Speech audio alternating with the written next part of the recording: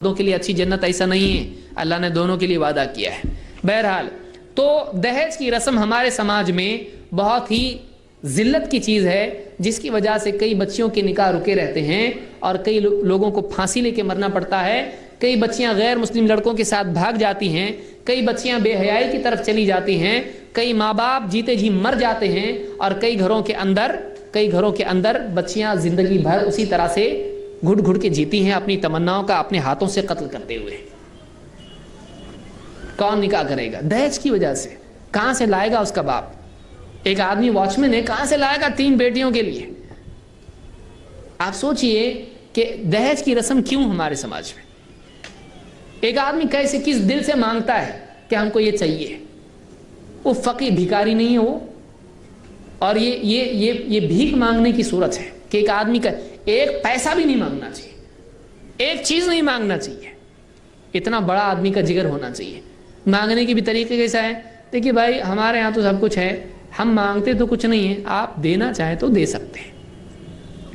जब आप ये कह रहे हैं कि देना चाह, वो ऐसे ही जैसे कोई आदमी किसी के यहाँ पर जाए और कहे देखिए मैं तो घर पे जाके खा सकता हूं, आप खिलाना चाहें तो खिलाइए।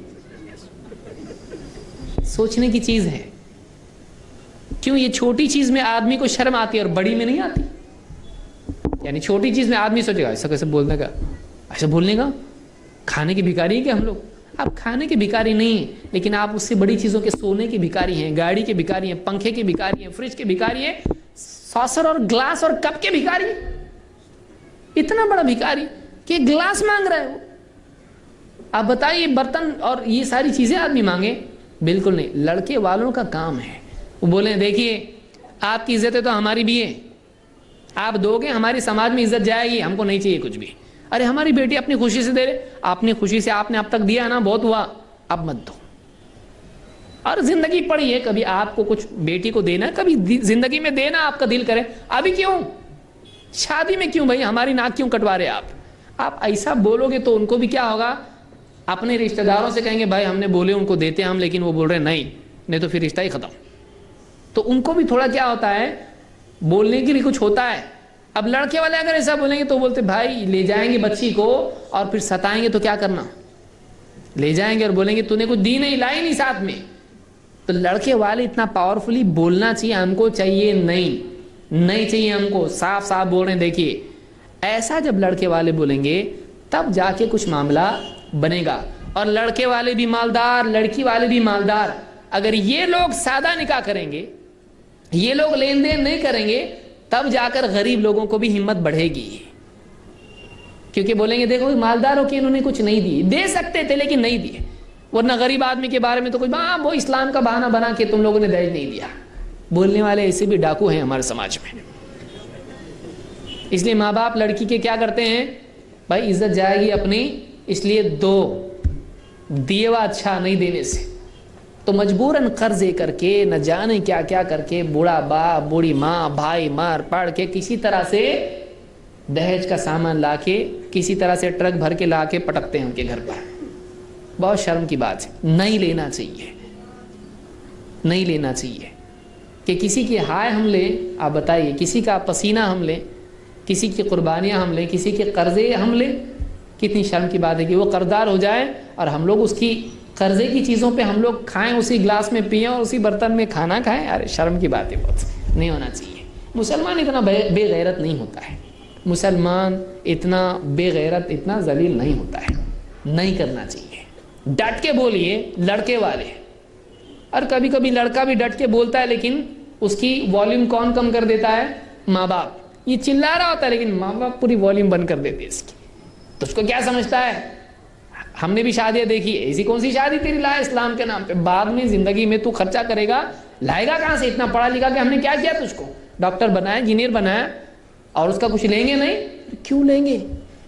मतलब तुम क्या उसके रिश्तेदारों को भेज रहे कुछ पैसा? डॉक्टर बनाया तो क्या हर हफ्ते जाके चेकअप कर रहा है पूरे लड़की वालों का? क्या तुझको दे क्यों?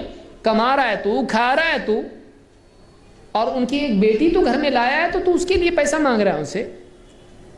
तू डॉक्टर बना है कि उसके ससुर को बना रहा है? तू कौन डॉक्टर बना है? तो एक आदमी अपने खर्च को दूसरों से मांगे, बहुत शर्म की बात है, बहुत शर्म की बात है। وہ ایسے ہی ہے جیسے کچھ لوگ نکاح کے لیے پہنچے اور وہاں جا کے بولے پیٹرول کے پیسے دو. اتنے دور سے ہم لوگ آئے, دوسرے شہر سے آئے, کتنا خراب لگے گا, پیٹرول کے پیسے لاؤ ہمارے, اور راستے میں ہم نے چائے بھی پی, اس کے 50 روپے دو. تو چھوٹی چیز مانگنے میں شرم آتی ہے, بڑی چیز مانگنے میں زیادہ شرم آنا چاہیے, ہے کہ نہیں؟ یعنی چھوٹے میں شرم اور بڑے میں بے شرم, ایسا نہیں ہونا چاہیے. یہ بڑا بے شرم ہے جو بڑی چیز مانگتا ہے. اللہ رب العالمین ہم سب کو سمجھ عطا فرمائے. اللہ کے نبی صلی اللہ علیہ وسلم فرماتے ہیں کہ لا یفتح عبد باب مسألۃ الا فتح اللہ له باب فقر. جو بھی بندہ مانگنے کا دروازہ اپنے لیے کھولتا ہے, اللہ تعالیٰ فقیری کا دروازہ اس کے لیے کھولتا ہے. جو مانگنے کا دروازہ کھولتا ہے, اللہ تعالیٰ غریبی کا دروازہ اس کے لیے کھولتا ہے. لہٰذا اپنے لیے غریبی کا دروازہ مانگ کے نہ کھولیں. اس حدیث کو امام احمد اور ترمذی نے روایت کیا ہے. اسی طرح سے نکاح کے سلسلے میں ایک اور برائی کیا ہے؟ منگنی. منگنی کیا ہے؟ یہ سیمی نکاح ہے, یہ آدھا نکاح ہے. کچھ لوگوں کی منگنی میں 2-3 نکاح ہو سکتے ہیں, اتنے خرچ. کیسی منگنی؟ اور منگنی میں کیا ہوتا ہے؟ منگنی کا لفظ کیا ہے؟ مانگنا. منگنی مانگنا. اب اس میں کیا ہوتا ہے؟ یہ رشتہ ان سے مانگ رہے ہیں, آپ کا رشتہ ہم کو چاہیے. کیسا؟ وہ ایک آفیشیل رسم ہوتی ہے. اب اس میں کتنی خرافات ہوتی ہیں.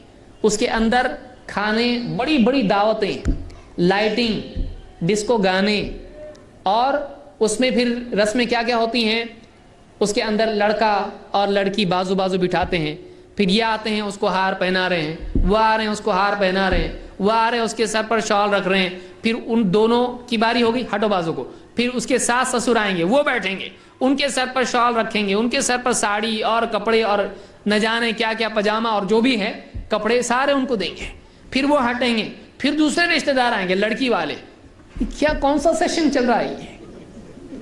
کیا یہ یعنی کون سا طریقہ ہے یہ؟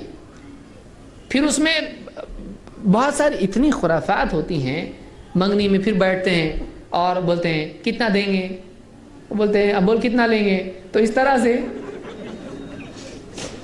مہر کتنا رکھیں گے, پھر وہ مہر سوچتے ہیں اتنا, پھر بولتے ہیں نہیں اتنا, اور اس طرح سے پھر دہیج کتنا دیں گے, کیا کیا دیں گے, اور اس طرح کی بات چیت. منگنی ایک قسم کا مانگنے کا بہانہ ہے.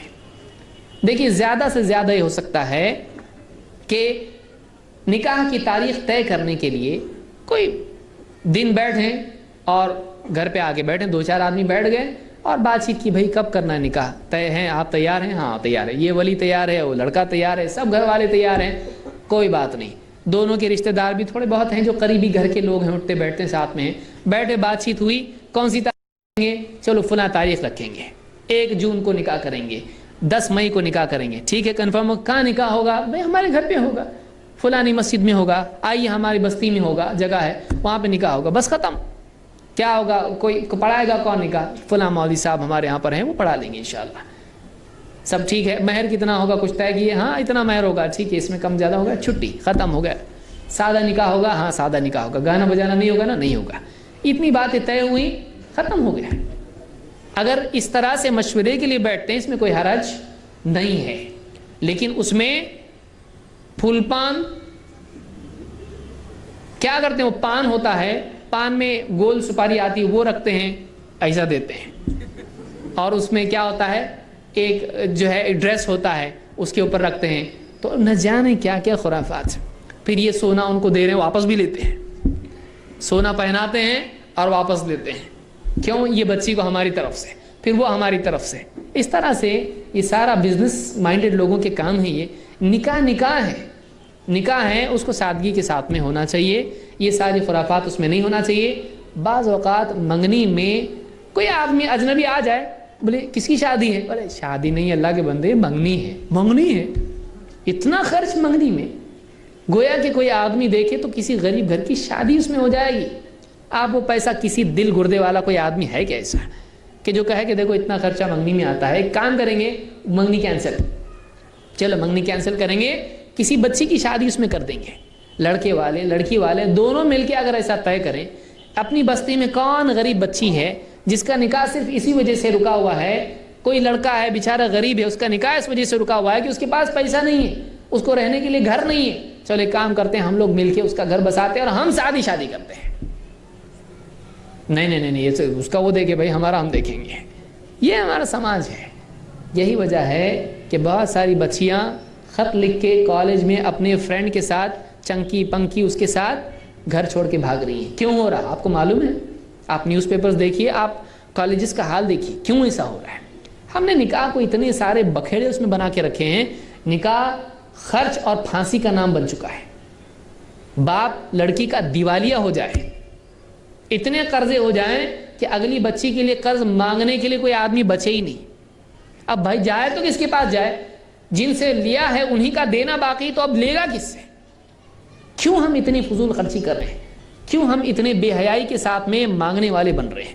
یہ ساری غیر اسلامی رسمیں کیوں ہم دوسری قوموں کی سیکھ رہے ہیں؟ سادہ نکاح ہم نہیں کر سکتے؟ سادہ نکاح ہم کو کرنا چاہیے. اللہ کے نبی صلی اللہ علیہ وسلم فرماتے ہیں لیس منا من تشبہ بغیرنا، وہ ہم میں سے نہیں ہے جو ہمارے علاوہ دوسری قوموں کی مشابہت اختیار کریں. مسلمانوں میں آج دوسری جتنی قومیں ہیں، نکاح میں ان سارے لوگوں کی رسم و رواج ہمارے ہاں پر بھی آ رہا ہے. یہ نہیں ہونا چاہیے. دوسری قوموں کے طور طریقے ہم نہ اپنائیں. اس حدیث کو امام ترمذی نے روایت کیا ہے. اسی طرح سے اللہ کے نبی صلی اللہ علیہ وسلم نے فرمایا الا کل شیء من امر الجاہلیت تحت قدمی، خبردار جاہلیت کی ہر رسم، جاہلیت کی ہر رسم میرے قدموں تلے میں رونتا ہوں، میرے قدموں تلے میں رونتا ہوں اس کو. ایسا ہر مسلمان بولنا چاہیے. نبی کا دامن نہیں چھوڑیں گے بولنے کے لیے بہت ڈٹ کے بول رہا ہے، لیکن نبی کے طور طریقے کو اپنانے والا بھی تو بنے. یہ غیرت بنے مسلمان کی. جتنی غیر اسلامی رسمیں ہیں جو نبی کا طریقہ نہیں ہے، جو اسلام میں نہیں ہے، جو قرآن و سنت میں نہیں ہے، میں اپنے پاؤں تلے رونتا ہوں اس کو. نہیں چاہیے ہم کو. لڑکے والی بھی ایسا بولیں، لڑکی والی بھی ایسا بولیں. لیکن پھر کیا ہو جاتا ہے؟ ارے ایسا سادہ نکاح کریں گے، رشتہ دار کیا بولیں گے، رشتہ دار کیا کہیں گے؟ پھر سارے رشتہ دار، پھر قیامت کے دن سارے رشتہ داروں ہی سے اجر لینا. قیامت کے دن رشتہ داروں ہی سے کہنا کہ بچاؤ جہنم سے. کوئی رشتہ دار آتا ہے؟ کوئی نہیں آئے گا. اور دیکھیے ساری منگنی میں کیے اتنا بڑا کھانا، بریانی یہاں پر، آئس کریم یہاں پر، اور فلانی چیز سب منگنی ایسی کریں گے کہ یاد رہنا چاہیے لوگوں کو. کسی کو یاد نہیں رہتا. سب کھاتے پیتے اور کیا بولتے، آئس کریم اچھا نہیں تھا،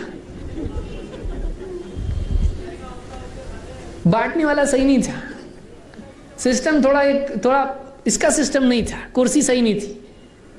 چاہے آپ دنیا کا آپ سب لا کے دیں، جنت کی چیزیں بھی کھلائیں گے نا آپ یہاں پہ سب کو، آپ کھلائیں گے، بولیں گے یہ سب ٹھیک ہے لیکن وہ برابر نہیں تھا. پبلک کیا آپ نے کیا، کتنی قربانی دی، کتنا آپ نے مصیبت اٹھائی، کوئی نہیں دیکھتا. اس کو کیا انکنوینئنس ہوئی وہ برابر وہ بولے گا. تو آپ کتنا بھی کر کے لوگوں کو خوش کر سکتے نہیں.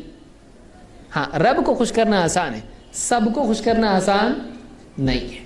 کوئی آدمی سب کو خوش نہیں کر سکتا ہے. اس لیے آدمی غیر اسلامی رسم و رواج کر کے یہ نہ سوچے کہ سب کو اپنی جگہ برابر میں سب کو خوش رکھوں گا. نہیں ہوتا ایسا. کوئی نہ کوئی ناراض آپ سے ہوگا. تو غیر اسلامی رسم و رواج سے آپ بچیں. اسی طرح سے نکاح کی خرابیوں میں سے ایک یہ بھی بات دیکھنے میں آتی ہے کہ منگنی ہو جاتی ہے اور یا رشتہ